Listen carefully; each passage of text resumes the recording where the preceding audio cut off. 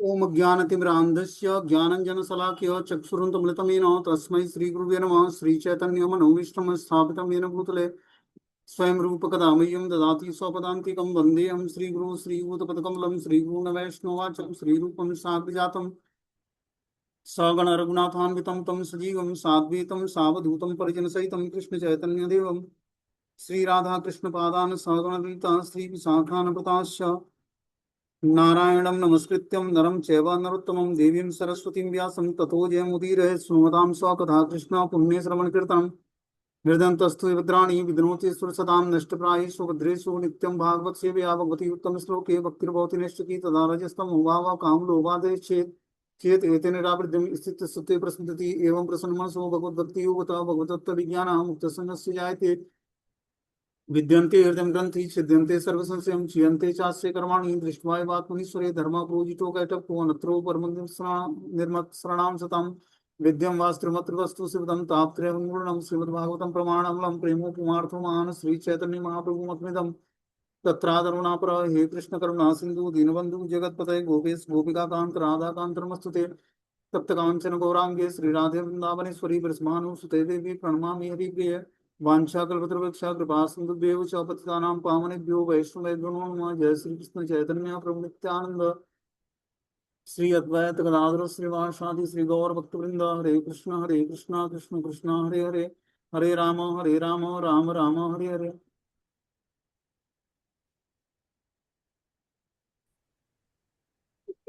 भागवतम का जो है आज तीसरा नंबर श्लोक पढ़ना है। स्कंद संख्या 3 अध्याय संख्या 18।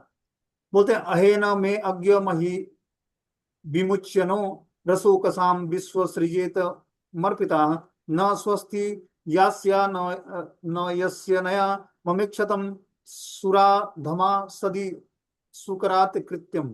असुर ने भगवान को संबोधित करते हुए कहा कि सुकर का रूप धारण किए हुए हे देवश्रेष्ठ, थोड़ा सुनिए तो। यह पृथ्वी हम अधोलोकों के वासियों को सौंपी जा चुकी है, अतः तुम इसे मेरी उपस्थिति में मुझसे बचकर नहीं ले जा सकते हो। तो भगवान ने जल में गोते लगाए। कौन से जल में? समुद्र के जल में। और समुद्र के जल में गोते लगाकर सबसे नीचे ले जाकर हिरणाक्ष ने रसातल में उस धरती को छिपा दिया। तो हिरणाक्ष पहले पूरे विश्व में भ्रमण किया, विश्व में मतलब पूरे ब्रह्मांड में भ्रमण करके गदा लेकर, और अपने हिरण्यकश्यप को अपने भाई को प्रसन्न करने के लिए हाथ में गदा लेकर और क्या किया, पूरे ब्रह्मांड का भ्रमण किया कि कोई उससे युद्ध करे। अंत में उस समुद्र में गोते लगाता है, और समुद्र में जो है वरुण देव समुद्र के हेड हैं, उनको युद्ध के लिए ललकारता है। उन्होंने बोला भाई मेरी उम्र ज्यादा है और मैं युद्ध करने से अब तुम्हारे साथ युद्ध नहीं कर सकता। तुम्हें अगर जो युद्ध करना है और युद्ध में आनंद लेना है तो तुम्हें क्या करना पड़ेगा? विष्णु से युद्ध करना पड़ेगा। तो समुद्र से जब वो बाहर निकलने लगा तो देखा कि भगवान सूकर अवतार लेकर, वराह अवतार लेकर, और भगवान जल से ऊपर आ रहे हैं। समुद्र में गोते लगाए भगवान ने, और उसको समुद्र के तलहटी में ले जाकर उसने क्या किया था, पृथ्वी को छिपा दिया। तो भगवान ने जल में गोते लगाकर सूकर अवतार लेकर और उस अपने दाढ़ पर, मतलब सुअर का एक दाढ़ होता है, दाढ़ मतलब जो उसका नथुना होता है, मुंह का पोर्शन होता है, उसके ऊपर ऊपर एक सिंग होता है, उसमें भगवान ने धरती को फंसाया और ले आकर जल पर स्थापित करने का प्रयास किया। तो जब भगवान बराह को देखा उसने समुद्र के अंदर, तो उसने अद्भुत स्वरूप देखा भगवान का। भगवान बहुत ही विशाल काय थे और सफेद सूकर का रूप था भगवान का। बोलते हैं असुर ने भगवान को संबोधित करते हुए कहा कि सूकर का रूप धारण किए हुए हे देवश्रेष्ठ, थोड़ा सुनिए तो। इस यह पृथ्वी हम अधोलोक के वासियों को सौंपी जा चुकी है, अतः तुम इसे मेरी उपस्थिति में मुझसे बचकर नहीं ले जा सकते हो। तात्पर्य में बता रहे हैं कि इस श्लोक की टीका करते हुए श्रीधर स्वामी कहते हैं कि यद्यपि वो असुर बराह रूपी श्री भगवान का उपसंहार करना चाहता था, किंतु वास्तव में उसने अनेक शब्दों से उनकी पूजा की। उदाहरणार्थ उसने उन्हें वन गोचर कहकर संबोधित किया, जिसका अर्थ है कि जो वन का वासी है। किंतु वन गोचर का एक दूसरा अर्थ है जो जल में लेटा रहता है। विष्णु जलसाई हैं, अतः परम पुरुषोत्तम भगवान का यही संबोधन है। उस असुर ने उन्हें मृग कहकर संबोधित किया, जिससे अनिश्चित यह अभिव्यक्त होता है कि भगवान की खोज बड़े बड़े ऋषि मुनि तथा दिव्य ज्ञानी करते रहते हैं। उसने उन्हें अज्ञ कहकर संबोधित किया। श्रीधर स्वामी कहते हैं कि ज्ञ का अर्थ होता है ज्ञान, अतः कोई ऐसा ज्ञान नहीं जो भगवान को ज्ञात न हो। अतः असुर ने अप्रत्यक्ष रूप से कहा कि विष्णु सर्वज्ञाता हैं। असुर ने उन्हें सुराधम भी कहा। सुर का अर्थ है देवता और अधम का अर्थ है सबों का। वे समस्त देवताओं के भगवान है, अतः वे समस्त देवताओं में श्रेष्ठ है। तो यहाँ पर श्रीधर स्वामी ने जो टीका लिखी है, असुर ने भगवान को तो ग्लोरीफाई के मूड में नहीं किया, मतलब भगवान को ग्लोरीफाई नहीं किया, लेकिन श्रीधर स्वामी की टीका में ऐसा बताया जा रहा है कि हिरण्याक्ष ने अप्रत्यक्ष रूप से भगवान का ग्लोरिफिकेशन करा। लेकिन असुर कभी भगवान का ग्लोरिफिकेशन नहीं कर सकता, लेकिन श्रीधर स्वामी अपने टीका के माध्यम से बताना चाहते हैं कि उस असुर ने क्या किया, भगवान को ग्लोरीफाई किया अपने शब्दों में। बता रहे हैं जब असुर ने मेरी उपस्थिति वाक्यांश का प्रयोग किया तो उसका यही अर्थ था कि मेरी उपस्थिति रहने पर भी आप पृथ्वी को ले जा सकते हैं। न स्वस्ति यस्यासि, जब तक कृपा करके आप इस पृथ्वी को हमारी निगरानी में ले नहीं लेते तब तक हमारा कल्याण नहीं होगा। बता रहे हैं अरे धूर्त, हमारे शत्रुओं ने हमारे वध के लिए तुम्हें पाला है और तुमने अदृश्य रहकर कुछ असुरों को मार दिया है। अरे मूर्ख, तुम्हारी शक्ति केवल योग माया है, अतः आज मैं तुम्हें मारकर अपने बंधुओं का शोक दूर कर दूंगा। तो इस तरह से वो असुर जो है हिरणाक्ष, वो युद्ध करने के लिए खोज रहा था किसी को। अब उसको समुद्र के अंदर भगवान वराह देव मिल जाते हैं, और उसने पहले क्या किया था, समुद्र में ले जाकर पृथ्वी को रसातल के गर्त में छिपा दिया। सोचो ये पूरा ब्रह्मांड जो पृथ्वी है, इसको वो असुर कितना शक्तिशाली था कि ले जाकर समुद्र के गर्त में छिपा दिया उसको।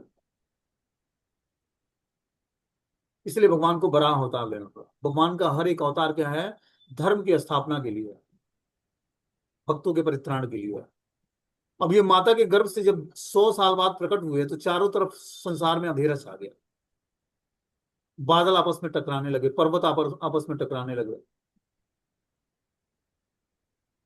और बहुत सारे पक्षी पशुओं में जो गर्भवती पशु पक्षी थे सबका गर्भपात हो गया। इतना मतलब चारों तरफ त्राय त्राय मच गया। पूरा वातावरण ही जो है, इन दोनों असुरों के प्रकट होने से क्या हुआ, पूरा साम्राज्य जो है, पूरा ब्रह्मांड जो है, त्राय त्राय मच गया पूरा।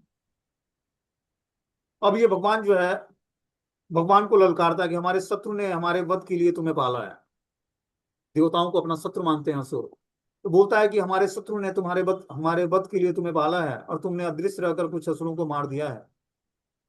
अरे मूर्ख, तुम्हारी शक्ति केवल योग माया है, अतः आज मैं तुम्हें मारकर अपने बंधुओं का शोक दूर कर दूंगा। असुर ने अभाव अभाव शब्द का प्रयोग किया जिसका अर्थ है मारने के लिए। श्रीधर स्वामी की टीका है कि इस मारने का अर्थ मुक्ति दिलाना, अर्थात जन्म मरण के प्रक्रम को मारना है। भगवान जन्म मरण के प्रक्रम को मारते हैं किंतु स्वयं अदृश्य बने रहते हैं। भगवान की अंतः शक्ति अचिंत है, किंतु इन शक्ति में के नाम मात्र के प्रदर्शन से भगवान की कृपावश अज्ञान से उद्धार हो जाता है। बता रहे हैं भगवान की अंतः शक्ति अचिंत है। जो भगवान की अंतरंग शक्ति है वो चिंतन से परे है हम लोगों के, किंतु इन शक्ति में नाम मात्र के प्रदर्शन से भगवान की कृपावश अज्ञान से उद्धार हो जाता है।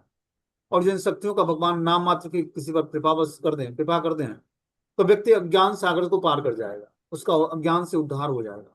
सुचम का अर्थ है शोक या कष्ट। भगवान अपनी योग माया से इस भौतिक संसार के सारे दुखों को दूर कर सकते हैं। भगवान की जो योग माया शक्ति है, उस योग माया शक्ति से भगवान संसार के समस्त जीवात्माओं के दुखों को दूर कर देते। भगवान सामान्य मनुष्य के को दृष्टिगोचर नहीं होते, किंतु उनकी शक्तियां अनेक प्रकार से कार्यशील रहती हैं। जब असुर संकट में होते हैं तो वे कहते हैं कि ईश्वर अपने को छिपा रखा है और योग शक्ति से काम कर रहा है। वे सोचते हैं कि यदि ईश्वर उन्हें मिल जाए तो वे उसे मात्र दृश्यपात करके मार डालें। तो देखो असुरों को भगवान की इस भौतिक सृष्टि में भगवान के द्वारा प्रताड़ना ही नहीं जाती है। भगवान की शक्तियां ही क्या करते हैं, आसुरी शक्तियों को मारने के लिए पर्याप्त। भगवान बस भक्तों को परित्राण करने के लिए और भक्तों को आनंद प्रदान करने के लिए अवतार ले और धर्म को स्थापित कर। जब जब धर्म का हरासमेंट होता है तब भगवान अवतार ले।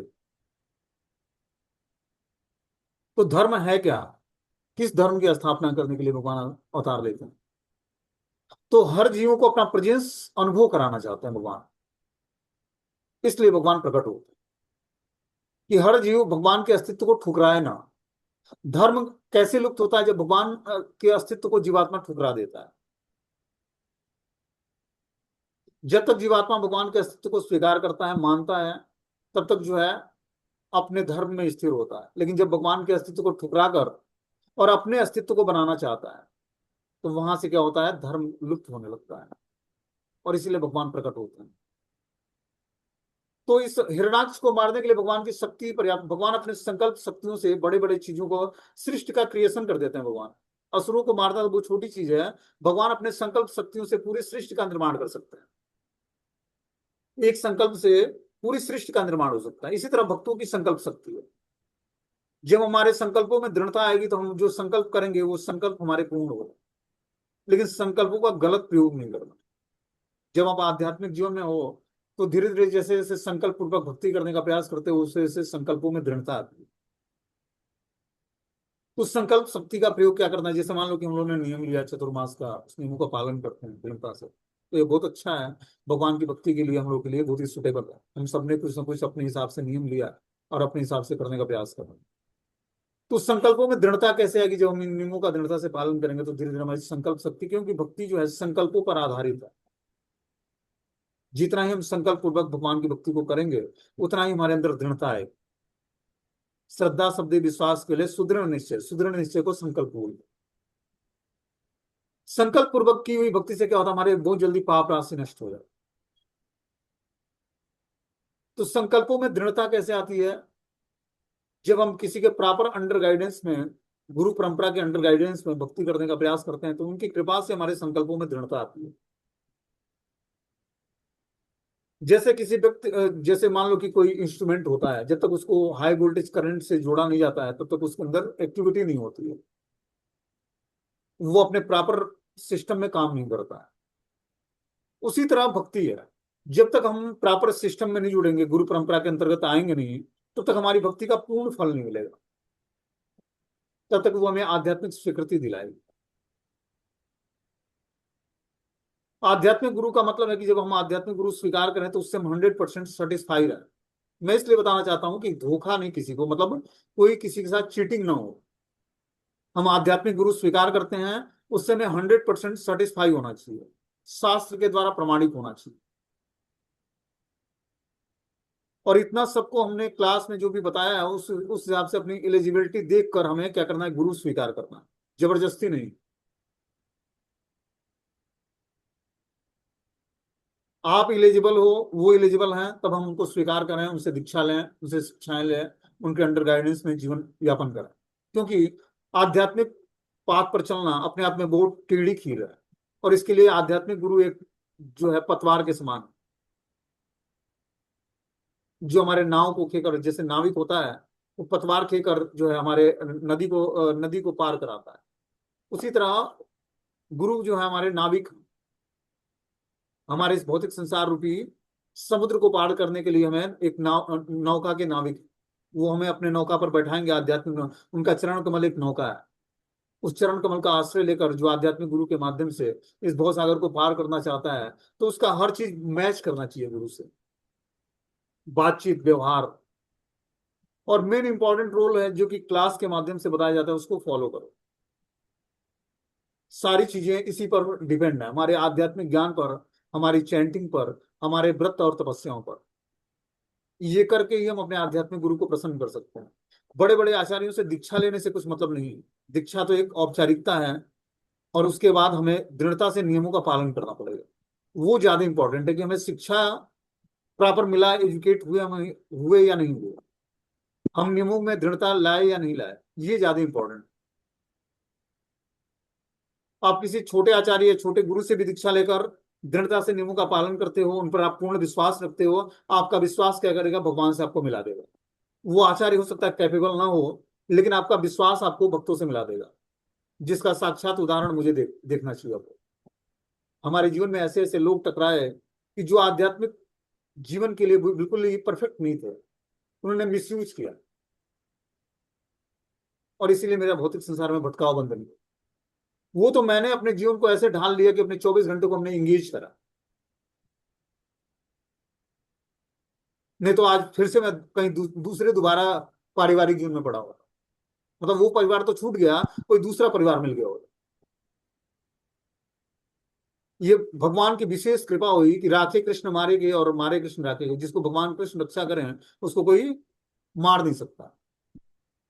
तो बेसिकली भगवान ने ही रक्षा किया हर परिस्थिति में, और रक्षा करके नरिशमेंट दिया, और उन्होंने मुझे मेच्योर बनाया, बोल्ड बनाया कि हर परिस्थिति में कैसे, क्योंकि आगे जिसको मैंने अप्रोच किया उससे भी बहुत ही धोखा मिला जीवन में, और भगवान ने विश्वास दिलाया कि मुझे छोड़कर तेरा और कोई है नहीं। अब वास्तविकता यही है। जितना जल्दी हम इस बात पर इस चीजों को स्वीकार कर लेंगे कि हृदय में बैठे परमात्मा ही हमारे वास्तविक गुरु हैं, तो व्यक्ति अपने एक सुटेबल वे में अपना जीवन जीना शुरू कर देगा। भक्ति का मतलब है कि प्रॉपर एक सिस्टमेटिक मैनेजमेंट अपने लाइफ का, और आध्यात्मिक जीवन को दृढ़ता पूर्वक 24 घंटे कैसे भगवान की भाव में अपनी चेतना को एंगेज करना है, ये हमें आना चाहिए। आध्यात्मिक गुरु हमें शिक्षा देंगे, दीक्षा देंगे, एक वे बता देंगे, लेकिन उस पर चलना अपने को पड़ेगा, और वो तभी तक है हमारे साथ कुछ दिनों तक, चाहे हम जिस गुरु से भी दीक्षा लें। इसीलिए हमें क्या करना है, शास्त्रों को पढ़ना है गंभीरता से, हरि नाम का ध्यान पूर्वक जप करना है, नियमों में दृढ़ता से स्ट्रांगनेस के साथ जुड़ना है। ये चीजें हमें क्या करेंगी, हमें भगवान के प्रति विश्वास बढ़ाएगा, अपने गुरु के प्रति विश्वास बढ़ाएगा, और धीरे धीरे हम परमात्मा पर आश्रित हो पाएंगे। मेन चीजें हैं कि हमारे चैत्य गुरु से हमारा कनेक्शन, हमारी कनेक्टिविटी बने, उसके लिए हमें प्रयास करना है। वही आपको सुटेबल वे दिखाएंगे, वही आपकी रक्षा करेंगे। वो सबके हृदय में बैठे परमात्मा रूप में सबके हृदय की भावनाओं को जानते हैं, और मैं उसको बता नहीं सकता कि कैसे एक्सप्लेन करूं, जो हमारे साथ जो घटनाएं हुई अपने आध्यात्मिक जीवन को लेकर, जो हमारी अनुभूतियां हैं, उसको मैं शब्दों में नहीं बता सकता। मतलब आप अगर जो भगवान का भजन करते हो, दृढ़ता पूर्वक लगे रहते हो आध्यात्मिक पाथ पर, चाहे जैसी भी विपरीत सिचुएशंस हो आपके जीवन में, एक दिन ऐसा आपके जीवन में सिचुएशंस आएगा, आपको किसी की जरूरत नहीं पड़ेगी। हो सकता है कुछ त्रुटि हो जाए उस रास्ते पर, लेकिन भगवान आपको नहीं छोड़ेंगे। भगवान क्या करेंगे, उतना ही टेक केयर करेंगे। एक अकेला व्यक्ति बिना किसी के गाइडेंस के भगवान पर आश्रय लेकर और जीवन जी रहा है, और एक पूरा गुरु परंपरा के साथ बना हुआ है, तो इकलौता जो भक्त बेटा होता है पिता का, उसके लिए ज्यादा पिता चिंतित होता है। जो घर परिवार में पड़ा हुआ है, भले वो नखादा हो, लेकिन घर परिवार में पड़ा हो, तो उसके लिए भगवान चिंतित नहीं, पिता चिंतित नहीं होता है। लेकिन इकलौता अगर जो कोई बेटा विदेश में है या घर परिवार से बाहर है, उसके लिए भगवान खुद पर्सनली टेक केयर करते हैं, और ये जीवन में रियलाइज होता है कि भगवान निश्चित रूप से क्या करते हैं, सबका पालन पोषण करते हैं और टेक केयर करते हैं अपने। उन्होंने हमें अपनी परिस्थितियों से रियलाइज कराया कि वास्तव में ऐसा ही है, कि मैं ही सबका भरण पोषण करने वाला हूँ, मैं ही सबको जो है हिम्मत प्रदान करने वाला हूँ, मैं सबको भय से निर्भय बनाने वाला हूँ, और मेरा ही आश्रय लेकर जीवात्मा जो है भगवान को प्राप्त कर सकता है। और यही जीवन की वास्तविकता है। हर व्यक्ति इस दौर से गुजर के ही भगवान को प्राप्त करेगा, और कोई दूसरा रास्ता नहीं है, क्योंकि कोई किसी की रिस्पॉन्सिबिलिटी नहीं लेता है।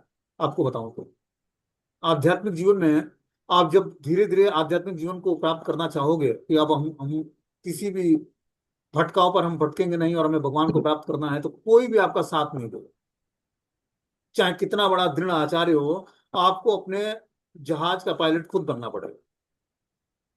इस बात को जितना जल्दी स्वीकार करके और आध्यात्मिक चीजों को स्वीकार करोगे, उतना ही जल्दी आध्यात्मिक जीवन में आगे बढ़ोगे। बहुत बड़े आचार्य से कोई दीक्षा भी ले लेता है, लेकिन अगर जो दृढ़ता से नियमों का पालन नहीं करता है, श्रीमद् भागवत भगवत गीता के अनुसार जीवन नहीं जीता है, क्लास नहीं सुनता है, तो उसका आध्यात्मिक प्रोग्रेस नहीं होगा।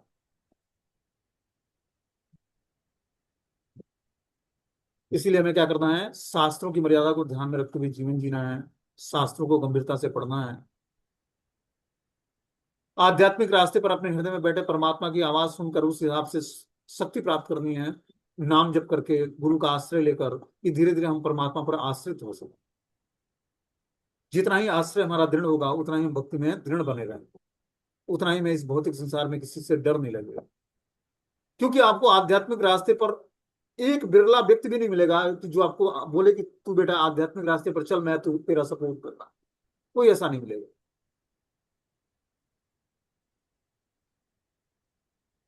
जैसे होता ना कि अनाथ का कोई नाथ नहीं है, उसी तरह आपको बाह्य दृष्टि से भगवान अनाथ कर देंगे, लेकिन अपना जो वो एक कोटेशन लिखा होता है कई जगहों पर कि एक तू ही है नाथ हमारा, तो वास्तव में भगवान ही एक नाथ है सबके।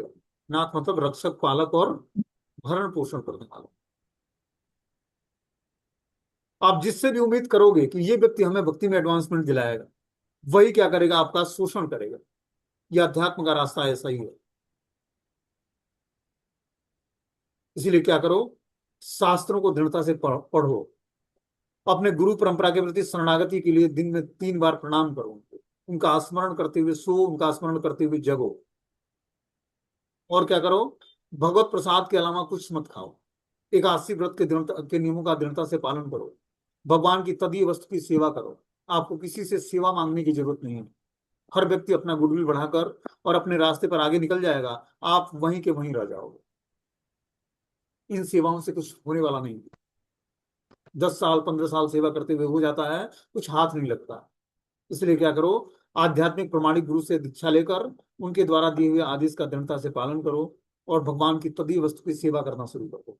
जैसे गंगा यमुना, भगवान के श्री विग्रह, तुलसी महारानी, वैष्णव, ब्राह्मण, इस तरह के जो तत्व हैं, इनकी सेवा करोगे तो धीरे धीरे जीवन में कंफर्टेबल वातावरण क्रिएट होगा। धामवासी इनकी सेवा करो।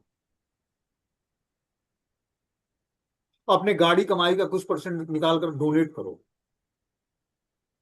उससे आपको आध्यात्मिक स्वीकृति मिलेगी और आप आध्यात्मिक जीवन में आगे बढ़ोगे।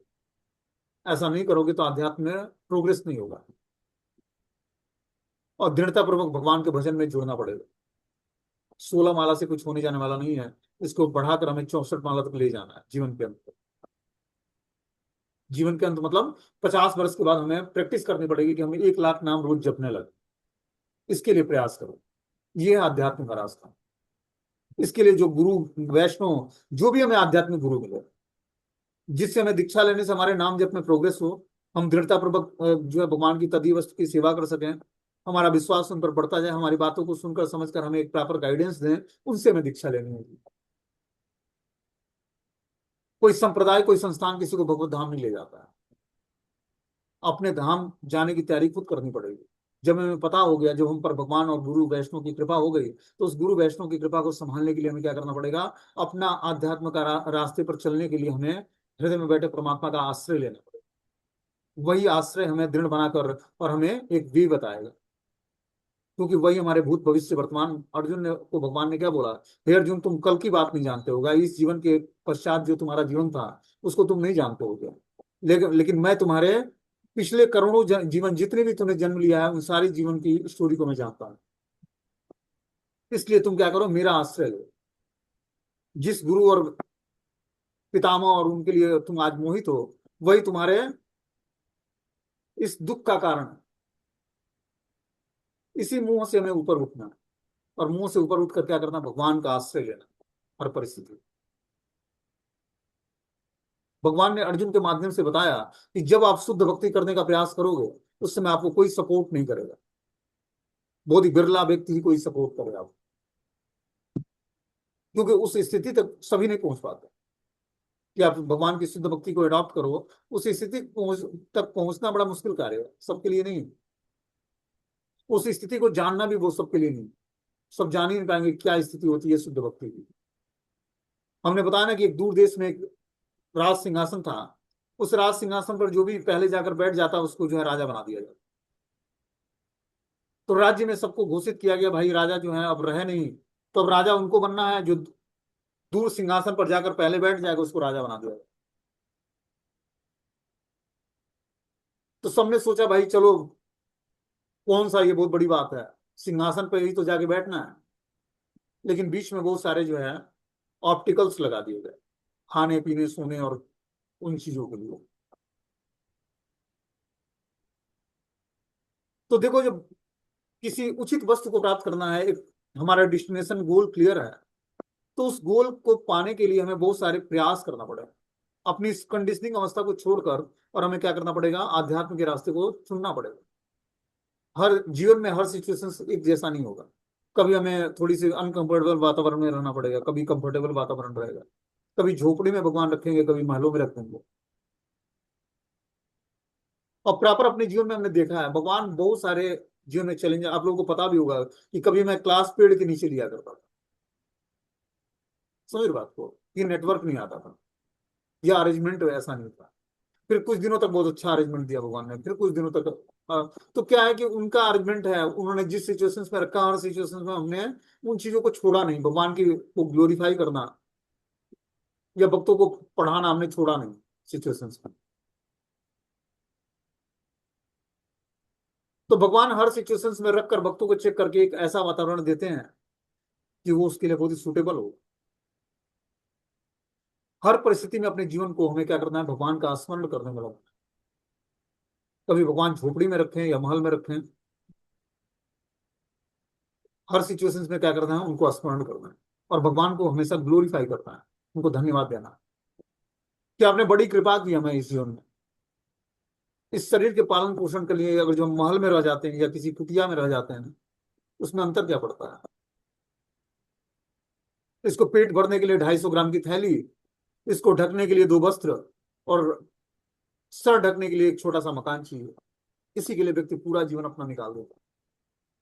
तो उस राज सिंहासन को प्राप्त करने के लिए सभी ने प्रयास किया, लेकिन बीच में बहुत सारे ऑप्टिकल्स बताया हमने कि बहुत सारे जैसे खाने पीने की सुविधाएं लगा दी गई, स्टॉल लगा दिया गया, अच्छा भोजन का, अच्छे मुलायम जो है गद्दे बिछा दिए गए, बीच बीच में म्यूजिक लगा दिया गया।